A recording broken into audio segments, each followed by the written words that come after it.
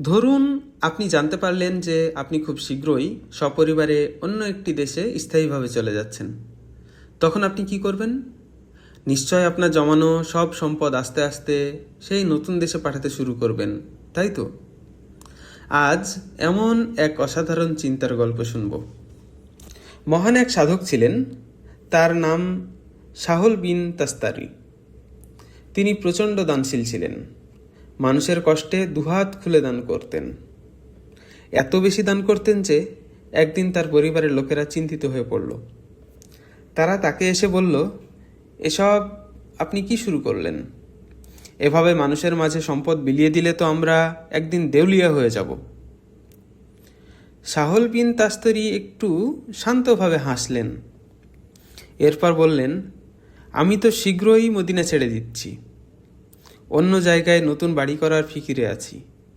এখন তোমরাই বলো, এই মালসামানা কি এই পুরানো জায়গায় ফেলে যাওয়া ঠিক হবে, নাকি যেখানে নতুন বাড়ি করছি সেখানকার জন্য আগে ভাগে পাঠিয়ে দেওয়া ভালো হবে? পরিবারের লোকেরা তো অবাক। তারা ভাবল তিনি হয়তো সত্যিই অন্য কোনো শহরে শিফট হয়ে যাচ্ছেন।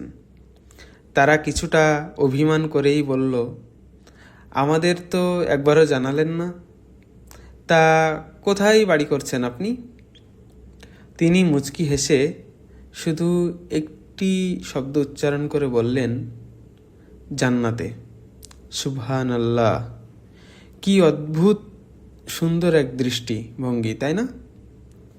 আমরা দুনিয়ার এই অস্থায়ী বাড়ির জন্য কত সম্পদ জমাই, কিন্তু আমাদের আসল বাড়ি তো আখিরাতে।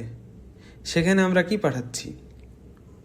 আমাদের দান সাদাকা হলো সেই সম্পদ যা আমরা আমাদের আসল বাড়িতে অগ্রিম পাঠিয়ে দিচ্ছি। আসুন, দুনিয়ার পাশাপাশি আমাদের আসল বাড়ি জান্নাতের জন্যও কিছু সম্পদ পাঠাতে শুরু করি। ভালো কাজের অংশ হতে ভিডিওটি বন্ধুদের সাথে শেয়ার করুন।